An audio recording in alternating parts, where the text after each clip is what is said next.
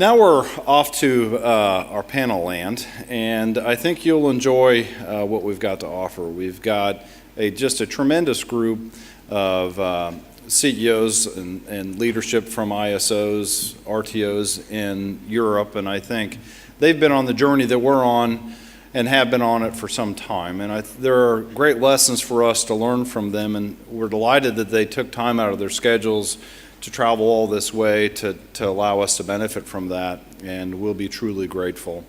We are truly grateful for that.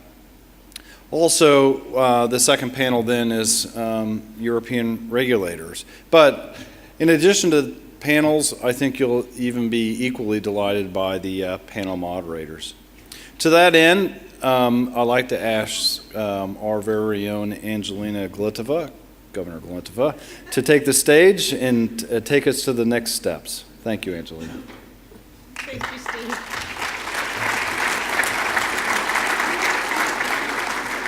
Thank you so much. You know, I always like being called Governor Galiteva. There's something special about that. Hope Governor Brown isn't offended, but we're all governors on the Board of Governors of the California ISO.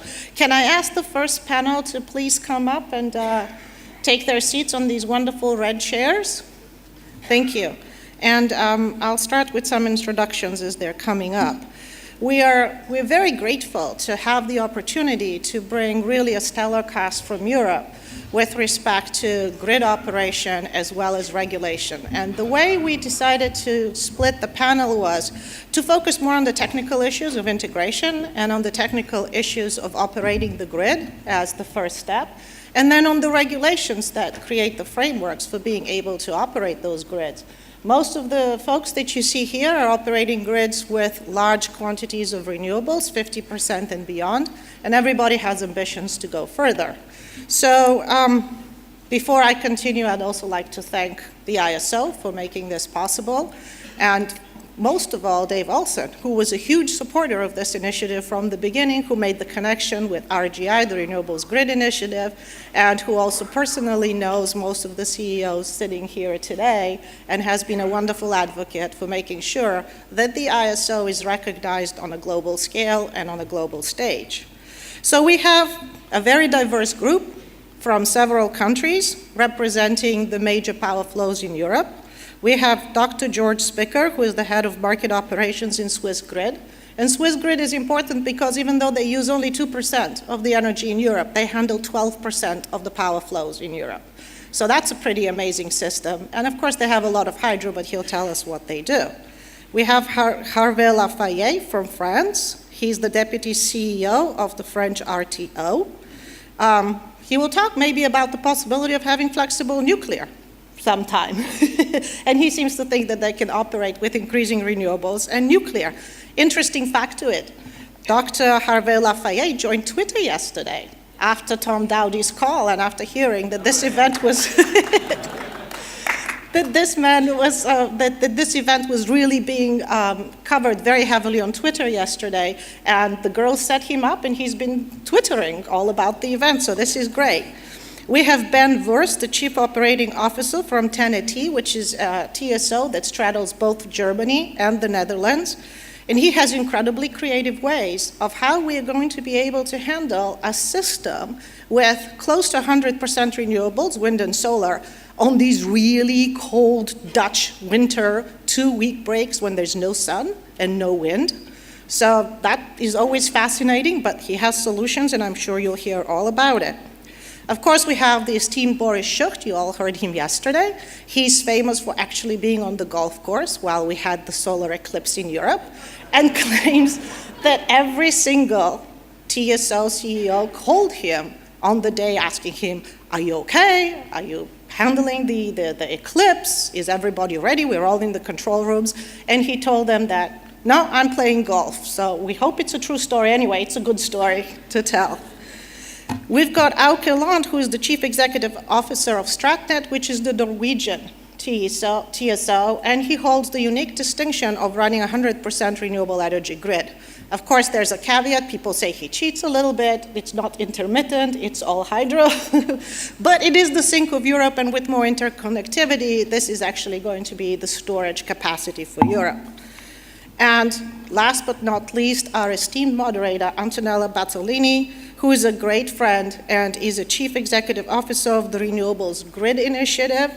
She is the founder of Renewables Grid Initiative, which is a forum for transmission system operators and environmental NGOs to support sufficient grid infrastructure in Europe for both decentralized and large-scale renewable energy sources.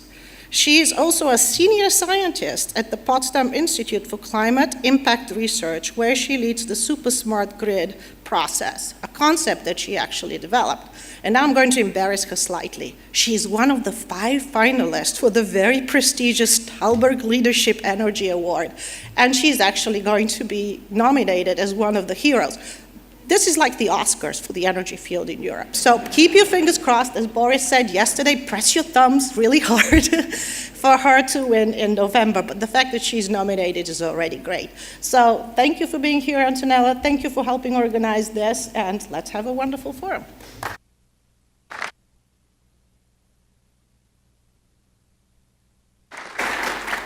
Thank you very much. So I'm not going to sit because I'm too nervous to do that. And thanks for disclosing this. I think it was still confidential. Anyway, good. So I'm not going to make you laugh with jokes because I cannot do it in English, but you can laugh because of my Italian accent with a flavor of German into it. So you already know who the panelists are, but you do not know that they are my Avengers, my heroes, because these gentlemen are the ones that really are leading the energy transition and are opening the way for more renewables to come. Also, which was not mentioned, is that we have another TSO. Panel 2, Steve, sorry, it's not a regulated panel, but it is a cross panel.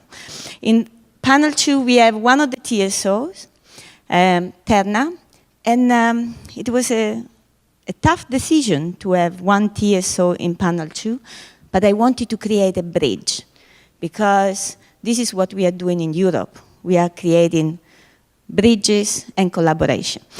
But let's start with Mr. 100% Renewable, Auke Lont. The floor is yours with a small introduction.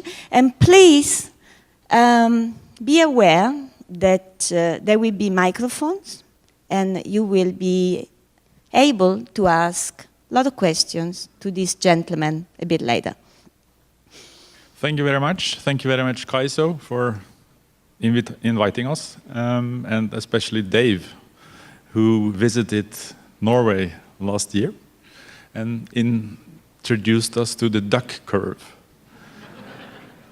And I didn't say it, but I should have promised you to come back with a duck, and I will. So a bit later you will see actually a double duck, which I will explain, which we have discovered not far from the Norwegian coast. It's a very special species. So I was asked to say a few words about regional cooperation in the Nordics and how it came about. It is a pity that the commissioner left, because she gave an excellent summing up of the drivers which led actually to a strong cooperation between the Nordic countries. As you might know, the Nordics consists of Norway, Sweden, Denmark, and Finland. And the Norwegian system, as was said, is already renewable, but it is driven by hydro. And hydro is, even if you said it is not intermittent, it is actually, because sometimes we have a dry year, sometimes we have 2 dry years, and that creates a significant challenge for the power supply. So there was a drive from Norway to look around and see how can we manage our electricity supplies in case there are dry years. So that was basically the start, the security of supply, one of the drivers which the Commission mentioned. The other one was that if you enlarge the fleet of different electricity capacities, you enable yourself to increase efficiency and drive down costs. You basically optimize a larger fleet if you include your neighbors. The Nordics, as I said, Norway 100% hydro. Sweden at that time was about 50% hydro, 50% nuclear. Denmark, basically coal and oil at that time and gas. And Finland in between. So we had 4 countries with 4 rather different fleets of production. When we started to integrate it, it actually had 3 phases, and we are definitely not finished, and I will come back to that. There is a physical phase, of course, there is a market integration, and there is a systems integration. And the physical phase, that started already as early as the 1960s and 70s, where we built interconnections between the countries. When it came to market integration, that really took off in the 90s, and when I'm talking about system integration, we are talking about say 2010 and from there on. So what happened in 1993 in this respect was that we created actually to start with an internal Norwegian power market. It started really as a power exchange in Norway where all the producers participated at that time. And that was, if you remember, in the spirit of liberalization which swept over the continent, UK and Norway, I think were 2 driving countries in that respect. So we created a Norwegian power exchange, and quite quickly we included Sweden 2 years later, and then Finland and Denmark followed. So we basically ended up with a Nordic power exchange. So today, that is a well-functioning market, and it provides security of supply.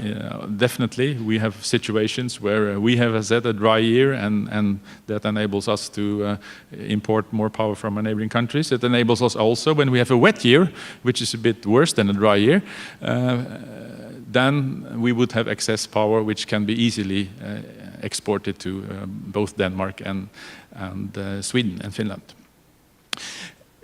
The last 3 years, I think there is added a new driver. I mentioned the first driver, security supply, the second one, efficiency, and then really the climate change came up on our agenda to a much greater extent.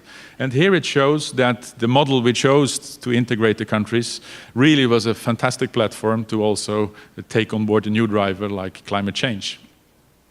And what happens, of course, in Europe is that we put prices on carbon. We have put in place schemes to increase the production of new renewables, and all of that functions much better if you have an integrated power market.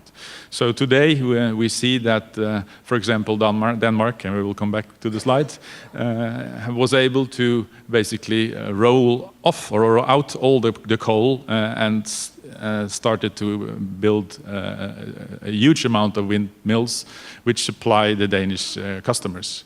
And those windmills, without the connections between Norway and Denmark, could simply not have done the job. So the integration enabled them to actually phase out coal.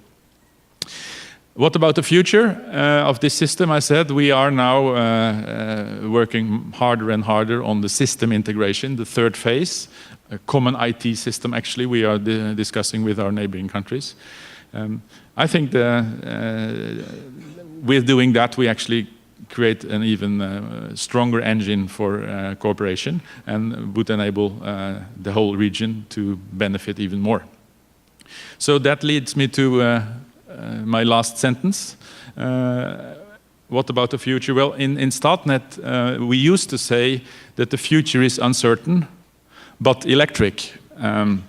We lately changed our mind, and now we say the future is electric. And I think the model we have described, how the Nordics functions, are a good way of getting there. So I'm looking forward to the continuation of our travel.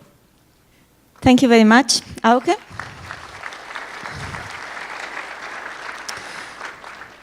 So Europe is a very diverse country, as diverse as the US. Now these Nordics are up there.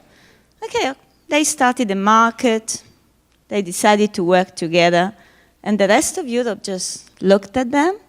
It was early stages. No one really believed that this would spread, but it did spread. And the situation now today is that we have Switzerland, which is located in the middle of Europe. I keep forgetting about the geography I studied in school, but just to give a picture, Scandinavian is up there, is where the polar bears are. Switzerland is right in the middle, where there is chocolate and watches. So, Jörg, you are in the middle. You are not a member of the European Union, but you provide balancing services. How did it come that we trust you? Because of the banking system? What is it? What is Switzerland offering to Europe?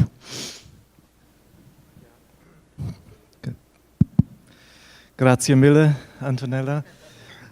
First off, I want to say that I'm very honored to be here and thank you for the invitation. It's been a wonderful day yesterday, and I appreciate that you listened to us dumb Europeans here, maybe to get something of what we have been doing over the last, well, centuries even, as I'm going to explain. And thank you, Antonella, for referring to Switzerland as being in the middle of Europe. In fact, Switzerland is one of the smaller countries, one of the smallest in Europe. And some of you and most Europeans will certainly know it as a ski destination they go to in winter. And some of you will also know that it has been in a status of neutrality for a long time. It's not member of the European Union. It's not member of many other international treaties. In fact, it's this year exactly 700 years ago that the Swiss army for the very last time moved out of Switzerland, tried to conquer Italy. They failed miserably in a battle close to Milan, and since then they have retreated into their mountains and dig tunnels basically and milk their cows to produce the chocolate you were talking about. But it's probably, allegedly, the most profitable and best economy in Europe. It's consistently ranked the most innovative country in Europe, and there are reasons for that. And you all know the Swiss banking system, and you might have heard the famous joke by Jean-Jacques Rousseau, who said, if you see a Swiss banker jumping out of the window, jump after him, there's certainly some money to be made. The other joke about Switzerland that you hear when you come to Switzerland is, please set back your watches 10 years. And when you would visit Switzerland and would arrive in Zurich airport, you are forced to take a train to the main terminal, and then you are forced to listen to an audio clip which does some yodeling to you and displays the mowing of the cows. So this is Switzerland.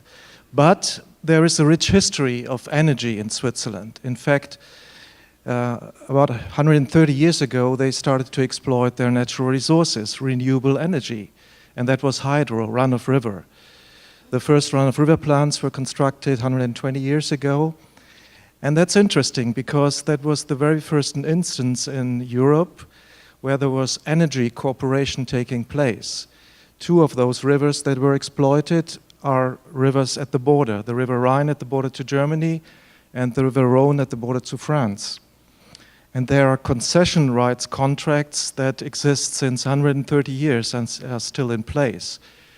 There are power stations there that are right in the middle of the river, and some of them deliver to Germany and others to Switzerland, but contractually they deliver to both countries. So there's been a long history of corporations and of contracts. Of course, this was not a market thing.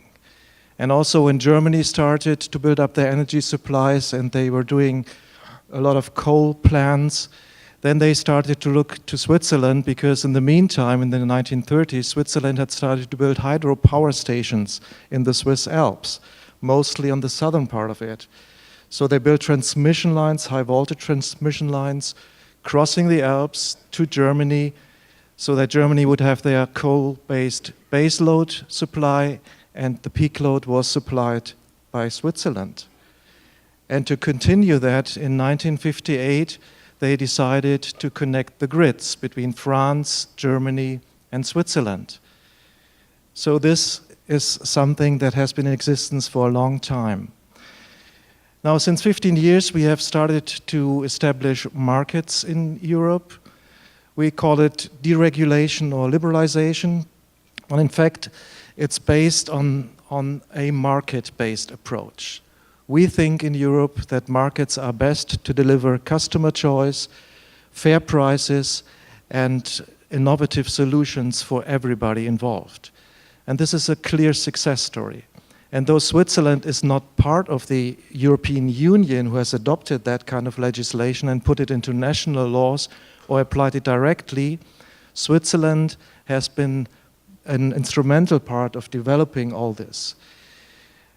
Antonella mentioned the balancing arrangements that we have. This is a clear success story. In the old days, people in the TSO business, in the transmission system operating business, used to do it all on their own. They had their areas, their bidding zones, and they were just doing the imbalance settlement themselves. Now we have 3 different categories of balancing services that we do cross-border. We have balancing agreements in secondary control. This is now 10 countries. It has been in existence since 5 years, and it has delivered consistently cost savings, roughly a total amount of $200 million over 5 years. Since 2 years, we have also coupled our frequency containment reserve. We call them primary reserves. These are 7 TSOs that work together. Together, they have now one balancing area that covers about 25% of the whole of Europe, and prices have gone down by 30%. And we are working on a project to also include tertiary control, as we call it. These are replacement reserves, and it will cover another 7 TSOs across Europe. So again, this is a success story. It's based on a market approach because all these reserves are acquired on a market-based platform which we have developed together with colleagues from France, from Germany, from the Netherlands. And I think that it shows that there is value if you adopt a market approach in cost savings and in getting together in the form of a collaboration. So much from me for now. Thank you very much, Jörg. So,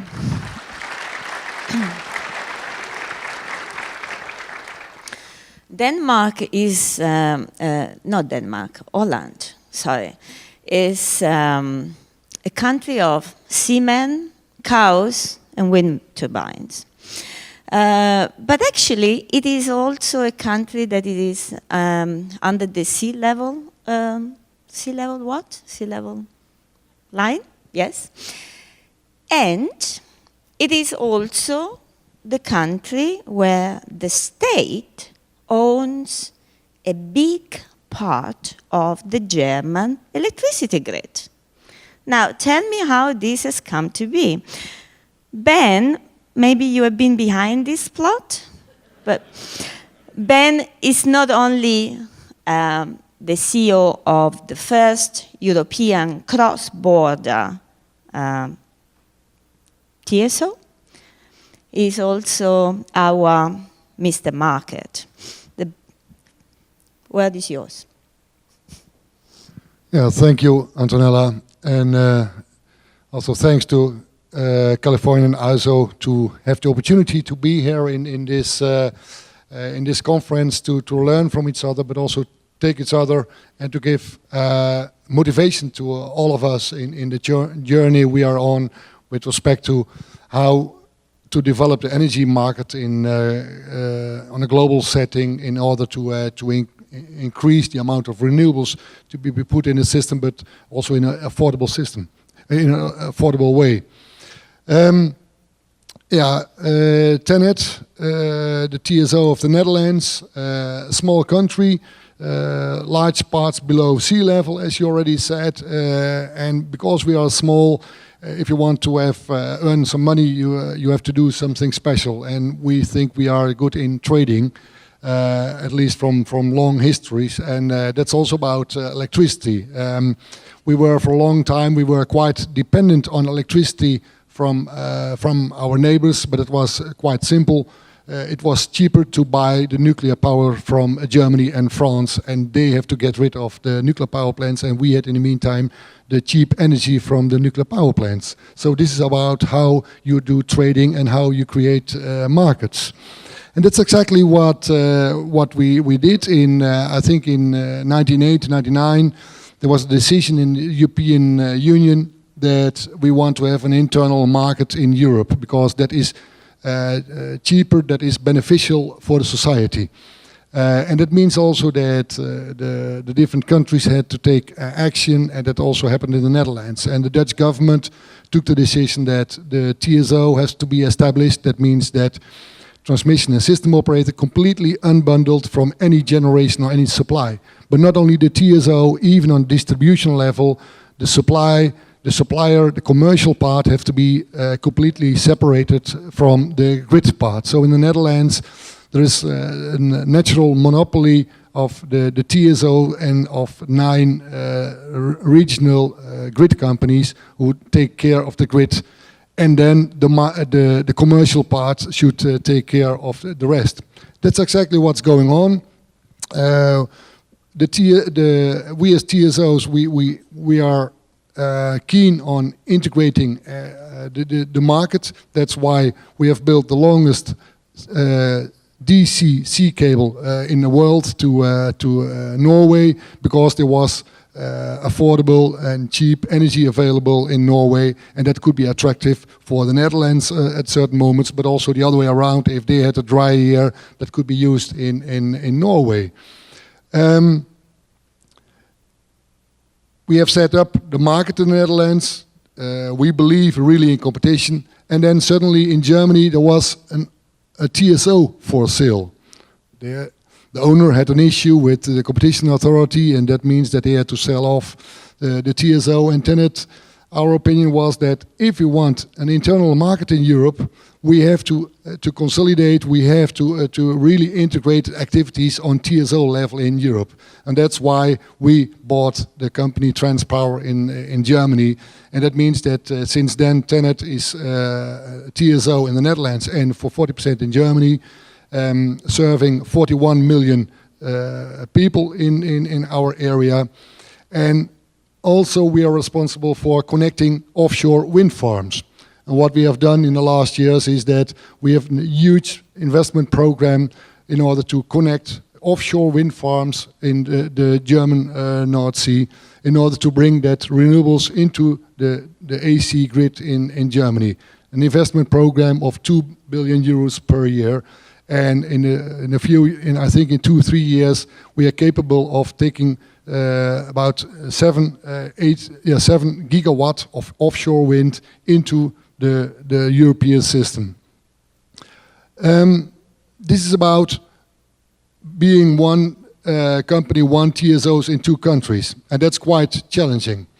On one hand, we really make big steps in integrating and developing the European market. On the other hand, you have to be in this kind of process of regional organization. You have to be aware of the differences within your organizations, and that brings really some challenges on the table. How can you achieve your goals? And that's the same also with the voluntary collaboration and within Europe. From the Netherlands, we were together with France. We were active in bringing the market coupling in continental Europe. So we coupled France, Belgium and the Netherlands. And then further on, the next step was to integrate also the German market. And these days now, we have a market that is covering the whole of Europe. All these kind of things are always because the TSOs want to cooperate. They are convinced that if we want to have a competitive Europe, if we want to have an affordable system and we want to integrate renewables, we have to cooperate. And that's exactly also what's going on now between 5 countries, Germany, France, Luxembourg, Belgium and Netherlands. The ministers of energy have sit together 10 years ago, and they have formed the Pentalateral Energy Forum. It was ahead of legislation. They said, we are convinced that we should really cooperate. And that means that they called for the government, the regulators, the TSOs, but also the associations of the industry who are using industry. How can we speed up the process of an internal market? And we were quite successful in that. But also, not only looking at the internal market, also how to look at security of supply.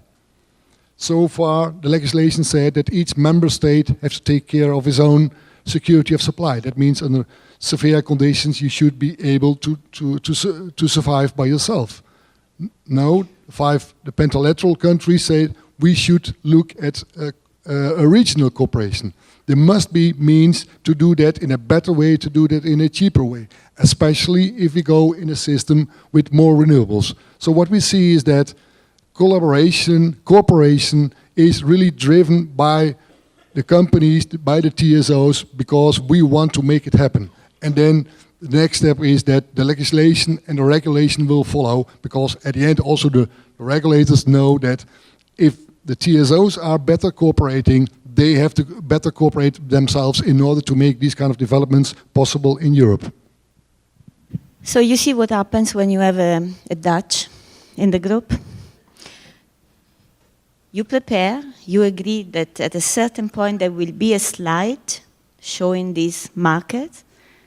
This is slide number 4. And he takes the microphone, he talks about it. An applause for Ben.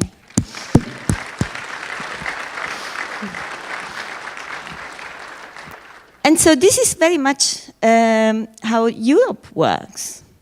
You have a mixture of countries, a mixture of interest, and then there is someone who starts running, and the others have to catch up. Some tries to break, but at the end, doesn't really work. So we move to Boris. All of you have already met Boris yesterday. He promised not to talk much, but I don't believe him. So maybe I tell you something. There is a say,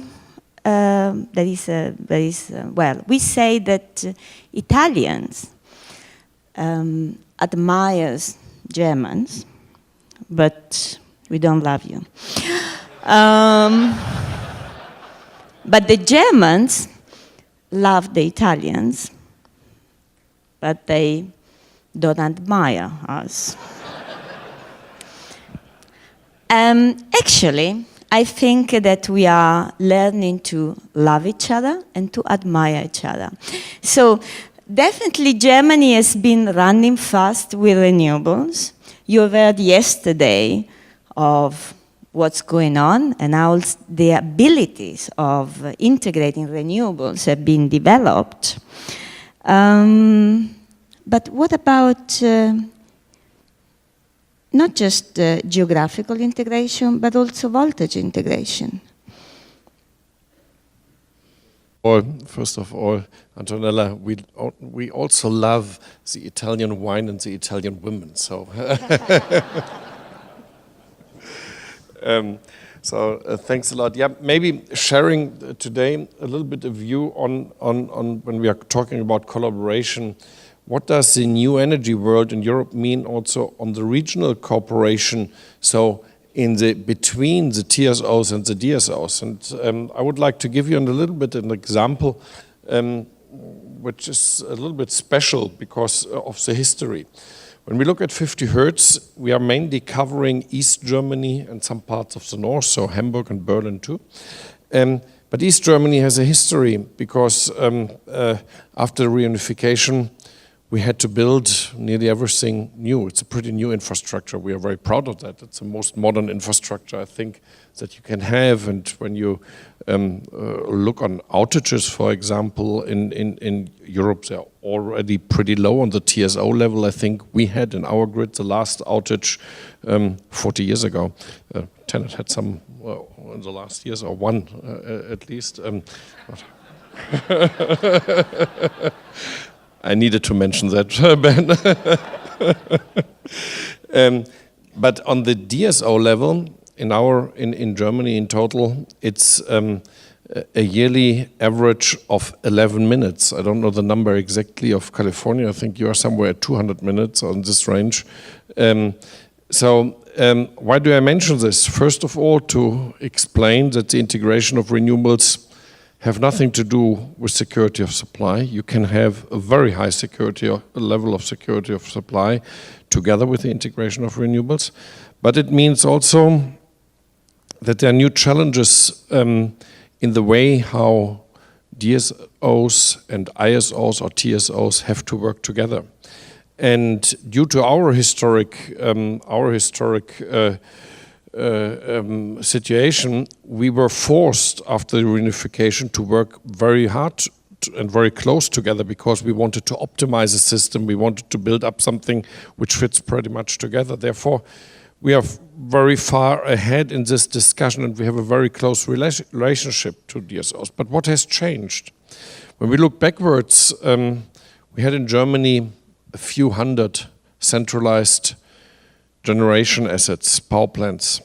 Nowadays in Germany we have 1.6 million, I think today it's maybe 1.7 already, million decentralized generation installations. Most of them are not connected to the TSO grid anymore, they are connected to the DSO grids. So that means steering such a system needs completely different procedures, needs completely different understanding of who is doing what and who is responsible for what. Very interesting debate actually, and I don't know where it will end in Europe, and we see a lot of institutions now thinking about that. But our DSOs in our region, they started 2 years ago without us, a big project developing, let's say, a kind of vision, what is the role of the DSOs in the future. After 1 year working alone, they came to us and said, well, we need you. It will not work without you. Why do I tell this? Because it's a little bit symptomatic for this relation. Of course, we will see, due to this change of the energy world, that certain roles will move more and more into the DSO levels, into the lower voltage levels. So, for example, voltage control, it's something which can be very well done on a local level. The more installation, the more power plants you have there, it can be done there. But on the other side, we will not change physics. So when you have a big voltage problem, or when you want to steer the voltage level on a wider range, you need the high voltage grid. It's not possible without the high voltage grid. So actually what we are aiming for, together with our DSOs, we have developed a kind of 10-point vision for the future, where we are currently working on. So what is in there? It's mainly describing in the future who will have which role in steering the system. For example, on ancillary services, we decided together with our DSOs to have a kind of cascade contract, a kind of cascade system. So whatever we do to try to steer generation assets on the low voltage levels, we don't do that aside of them directly with the generators, we do it via the DSO. That means we know what is going on in the grid, we know it for the overall grid, but the DSOs, they have the control and they have the power to then decide which windmill, for example, will now do what in their special region. That's a little bit the idea of a collaboration approach. I'm not sure whether that will be the solution for the rest of Europe, but it's actually a first step in defining this newly.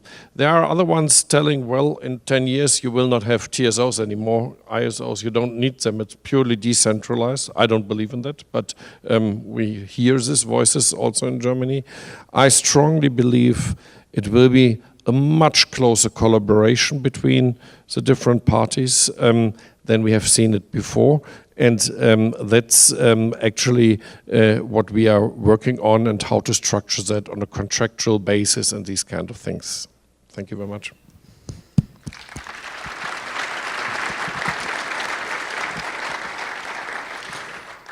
Thank you very much, Boris.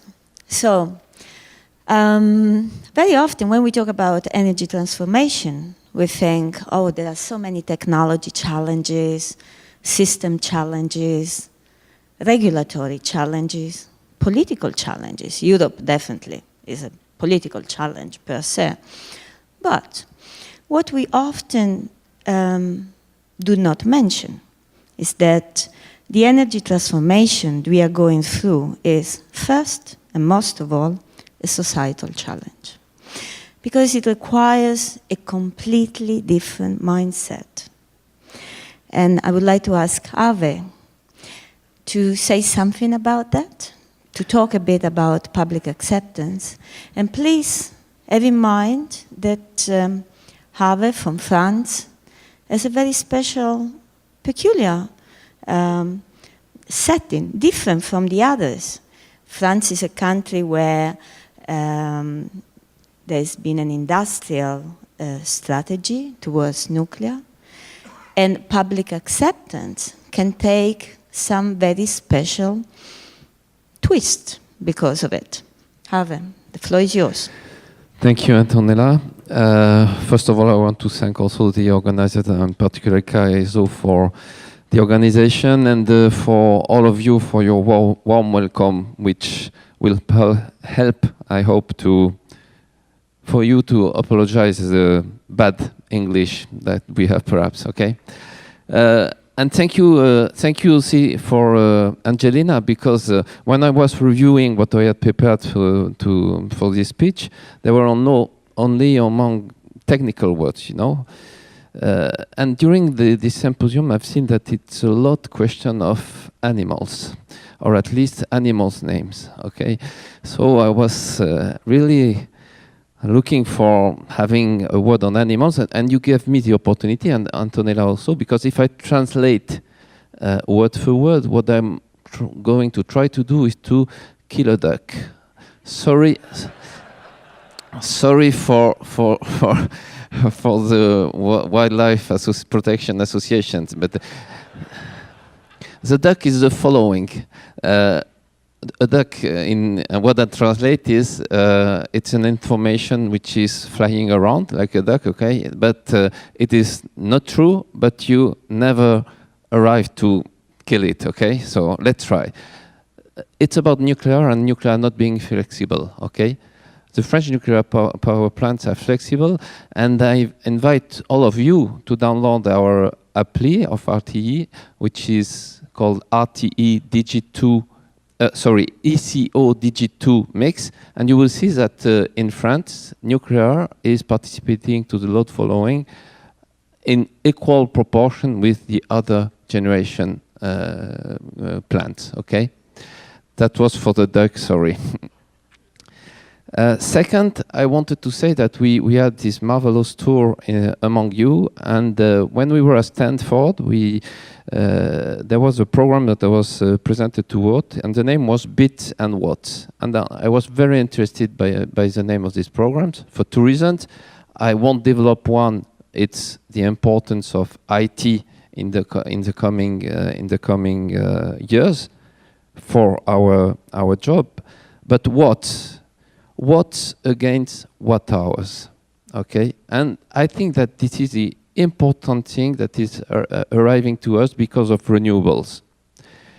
Renewables have two main effects on the network and the network development. The first one, it's probably obvious, it's geography. Generation inputs are moving, and the grid has to follow them. And the best example in Europe is offshore wind, okay, which leads us to develop new interconnection. We will have more and more submarine cables in the future, and this changes also completely our job. First effect, geography. I would say a horizontal effect. The second one is perhaps vertical. It's about watts, because now what is important is the power against the energy. And what I mean is that we are here within a system of 34 countries, 41 TSOs, or system operators with an installed capacity which is today 1 terawatt, 2015. In 2030, we expect to be between 1.5 and 2 terawatt. That is despite the consumption will probably be almost stable, okay, the power connected on the generation side will be perhaps the double. And of course, as you know, the network is mainly dimensioned by the capacity. So this is a first figure to give you the idea of what we expect to and what we have to face in terms of development of the network. And I have no figure, but what we see on the demand side is the same effect. Because if you look at what is happening on the distribution side with batteries, which requires more and more power, again, we will need more and more capacity in the network. And perhaps one message also to, I would say, the authorities in general and the regulators. Of course, everybody is talking about very ambitious, very nice objectives about renewables, etc. My message would be talk also about the efforts we will have to make to achieve these goals, okay? And among these efforts, there is the development of the grid. And to come to what you were saying, but Boris already gave you some polls about that. The difficulty we have in France and in many European countries is that this development is very difficult because of zero or a very low public acceptance, okay? So it has a consequence of a very long process to have permitting, to have construction of the grid, and sometimes, at least in France, battles about the new projects which stop them completely. Okay, so this is why it is very important for us to participate to this RGI initiative. Okay, where the dialogue with NGOs, the dialogues with at least some of those who were opponents to that is very important to progress. Thank you very much. I would like to have slide number 1.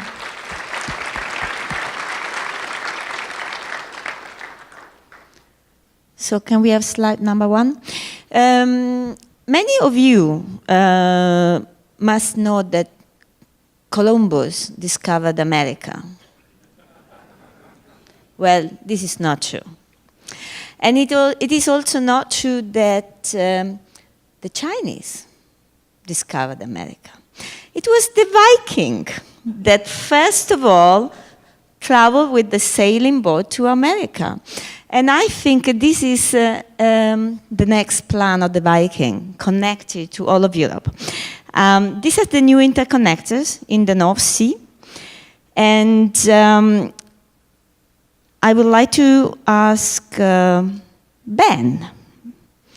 to tell us a bit, how did you make this massive investment decision together with your colleague, Auke, to build the next interconnector between Germany and Norway?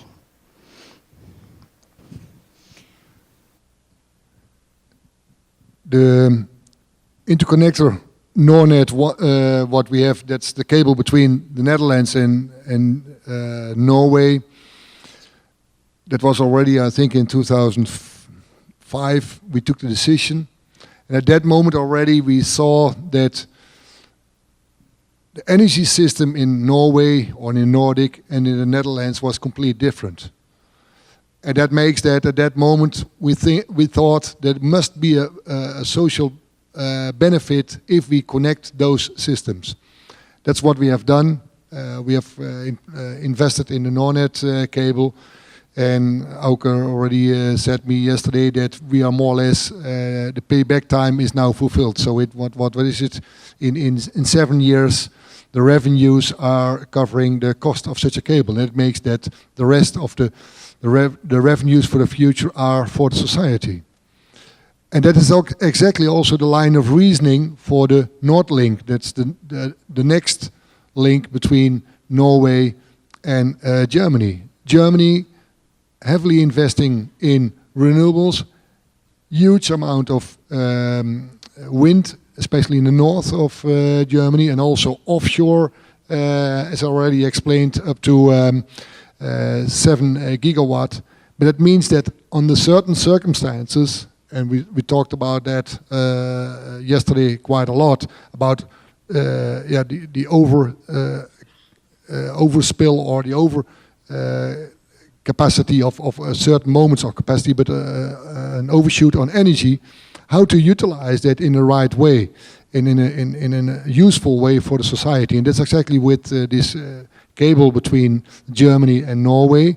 If there is high wind situation and low load in Germany, and the other connections from Germany to the Netherlands and further to the south cannot cope with that, at that moment it is relevant to bring the energy to Norway in order to supply Norway, that Norway can keep the water high in the basins and in the rivers.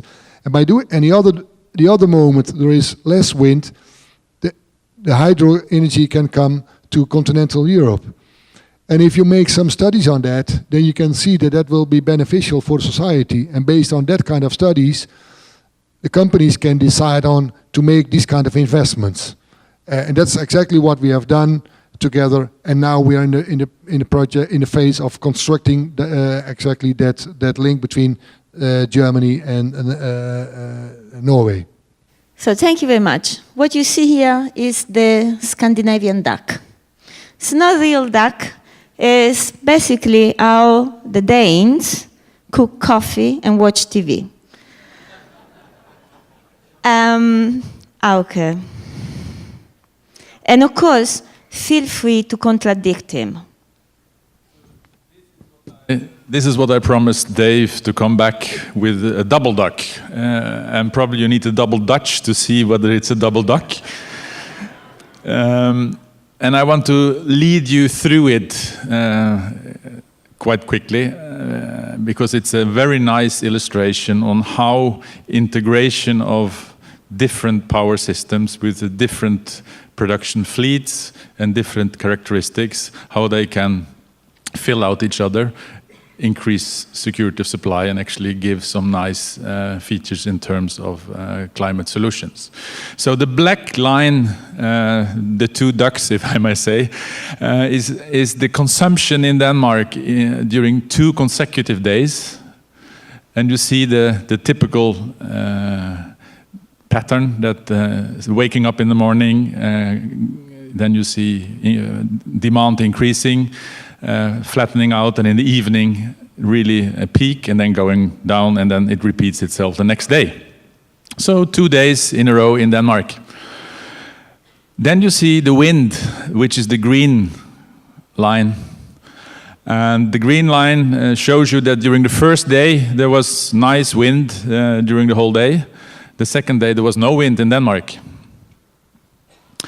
And then we show you the interaction between the Norwegian hydropower system and the Danish consumers. And here you see why I am a tremendously popular person in Denmark.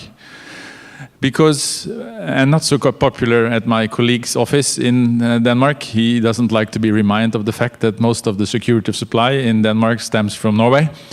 So, when you follow the 2 peaks, on the first day you see the black line going up around 9-10 o'clock in the morning.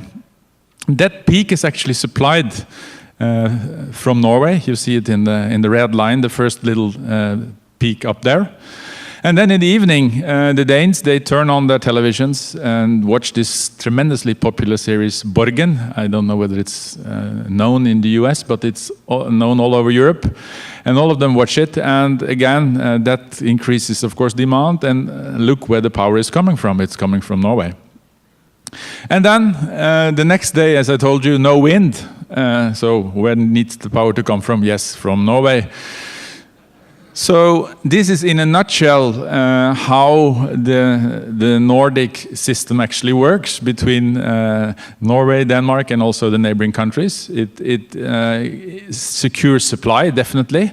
It is a good business model because we exchange power also dependent on price, and it is a very good thing to do to create better climate solutions. Because if you recall in my introduction, I said when we started off the connection between Norway and Denmark, the Danes had basically only coal-fired power plants. Today they don't have any coal-fired power plants. So through this interconnection, they were able to build their windmills and drive out coal of the equation. So this is not actually advertising for TenneT. You have to forgive me for having TenneT logo, and I will send an invoice to Auke separately for that.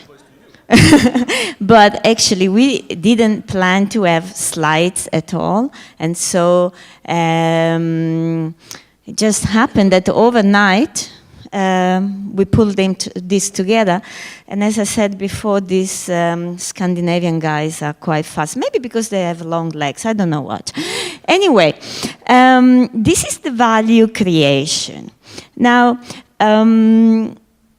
because we are really trying to build not just a European market, and we also have a slide coming up later. It was already been announced by Ben. But of course, if you want to have a real fully integrated market, you need physical infrastructure. And very often we had fierce discussions. How do we allocate cost? Of course, I don't want to pay for something happening in rich Switzerland, for example.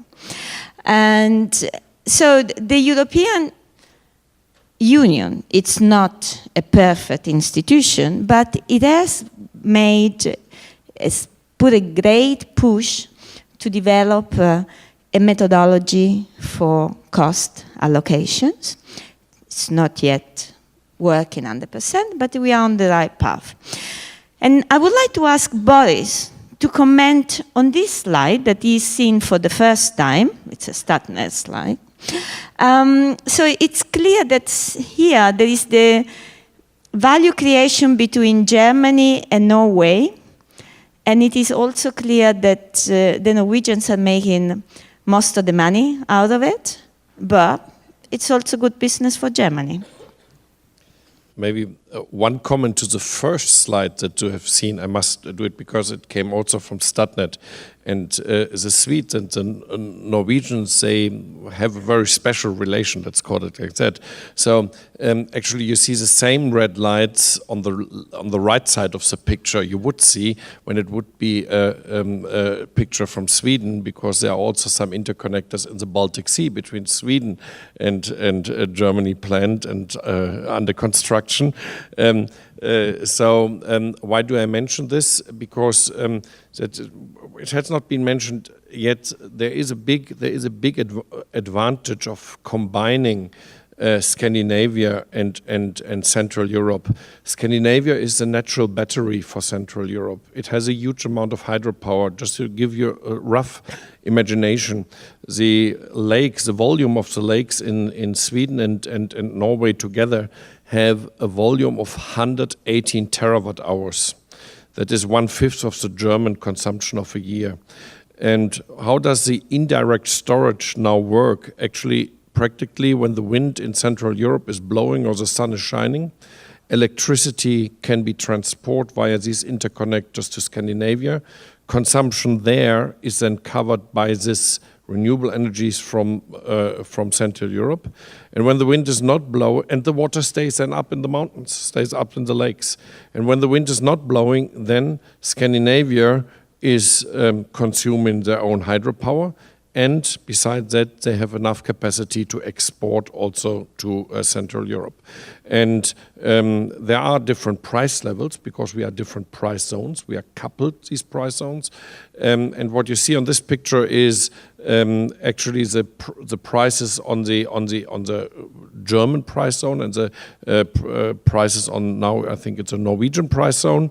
And you see, well, there are times where the price in Germany is cheaper than Norwegians buy in Germany and keep the water up in the mountains.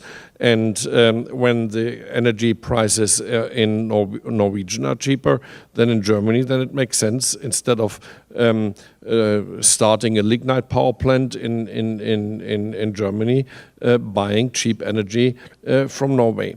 And so it's a benefit for both societies, and it creates an added value for both.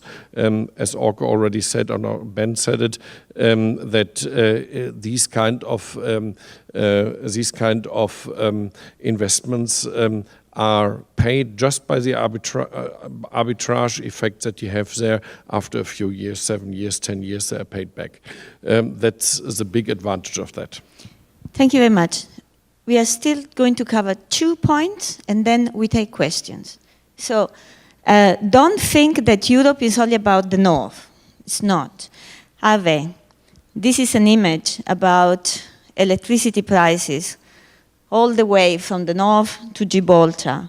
Same price zone. Which day was it? It was the 5th of May, 2015. These are the benefits of market integrations. It's not easy to integrate markets because we are different, and of course, as soon as you integrate markets, there are winners and losers, but consumers seems to be the winners of market integration. Ave, can you say something about this? Yes, this is, I will illustrate by, you had said it was Ante, but I will take it.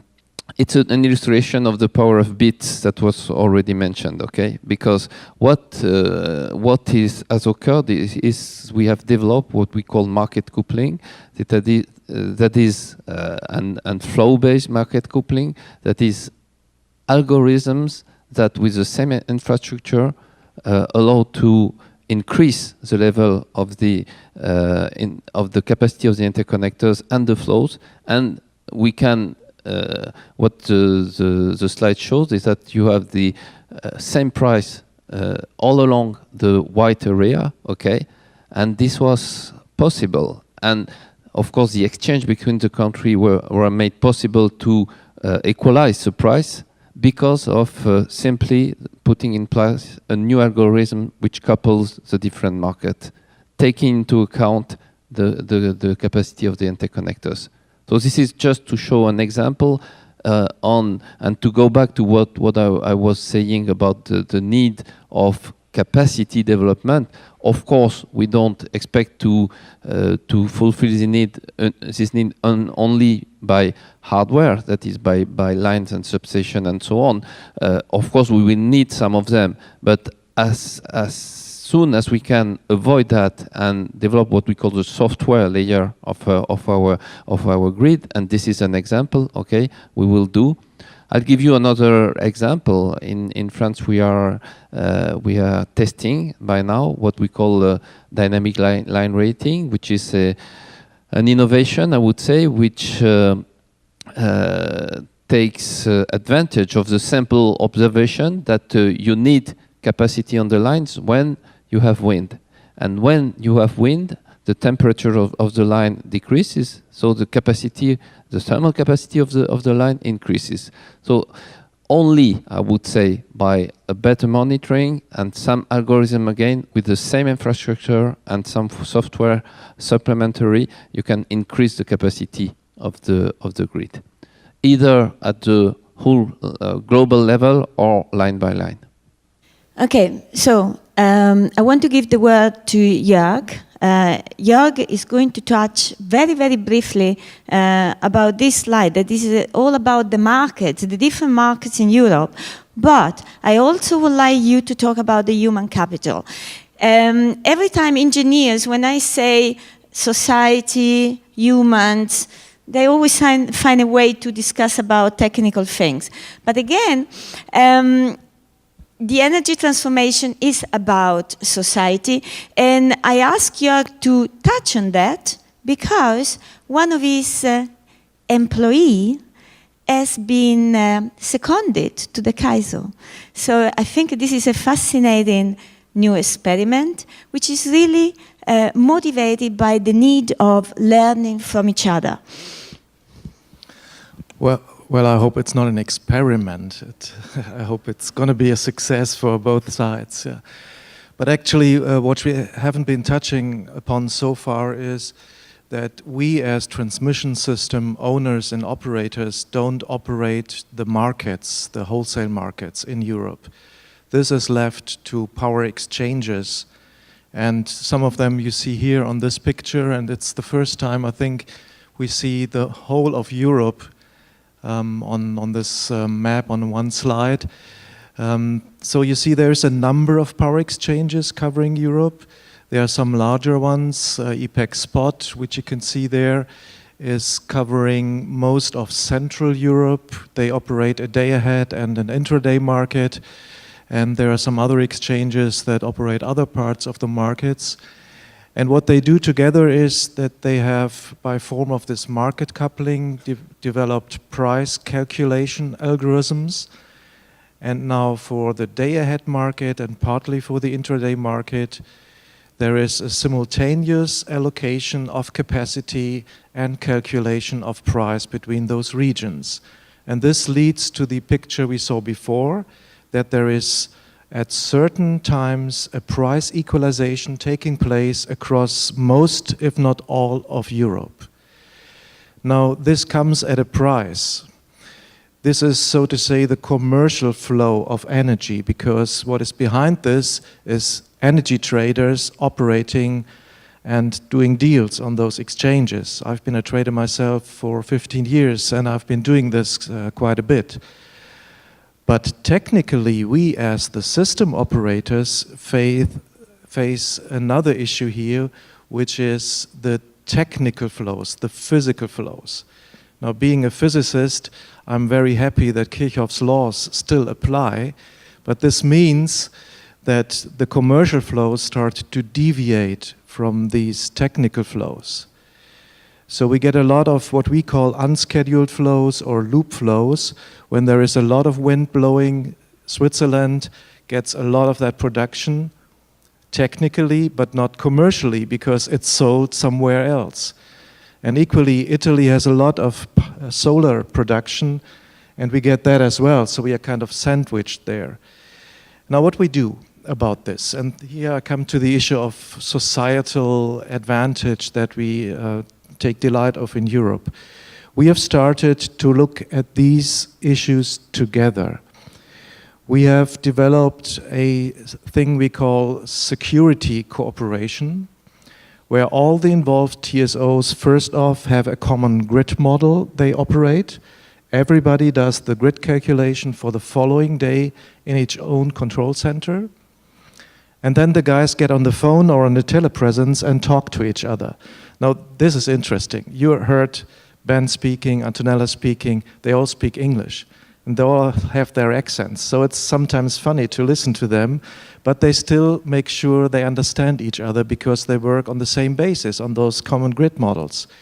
And then they analyze the situation and find out that they need to reschedule some flows, they do some redispatch, ramping up and down and so on. And this works extremely well.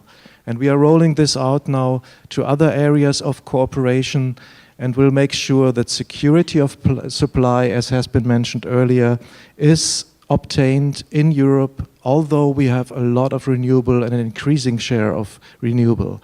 But this is not possible without cooperation and collaboration and understanding the differences between the countries, both culturally, language-wise. Generation makes everything is different. And that's why we also send people here from our company to understand even more what potential differences are and what potential solutions to those are. Thank you very much. Please notice that the grey area is not yet fully integrated in the European markets, but we are not excluding that. That's Russia. We have some political challenges with Russia, but from an electricity point of view, why not? So there are microphones, and if you want to ask questions, ask them now, because these gentlemen will not come back to Sacramento very soon. Please be fast, because we only have a few minutes left, and we want to give the possibility of a couple of questions to be... Very fast. Is it on? I always thought Switzerland was the storage battery of Europe with its pump-back storage, but I see Norway has interconnected and has taken over that market. Is that correct, or is there another story? No, that's not correct. We're on the right track, yes. I'm Norwegian and I live half the year in Italy, so I... No, Norway is very ambitious, but they have a long way to go.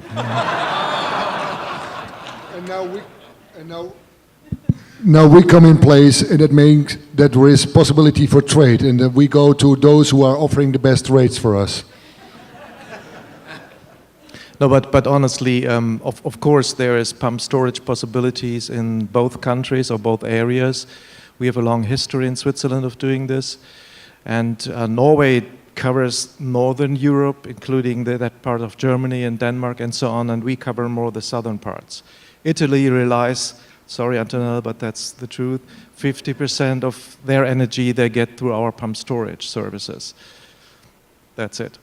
No spaghetti without Switzerland in Italy. All these Swiss guys, I mean, it's incredible. There is another question here. What role will storage play in your grids? Will it replace peaker plants? Will it replace grid investments to some extent? The question was, what is the role of storage now? Where you were not listening yesterday, yeah? Boris said we don't need storage now. We can do 40% without storage. We have the flexibility, but we are going to need a lot of storage coming up. Boris, you want to take this one? It's not black and white, actually. We see batteries, for example, for frequency control coming into the market. I would say most of the investment are still a little bit marketing investments of DSOs because they want to show how batteries work. We see power-to-gas solutions also as kind of marketing solutions. People are testing it, producing from wind power hydrogen and injecting this hydrogen in the gas system. We have huge gas storage in Europe, but from a let's say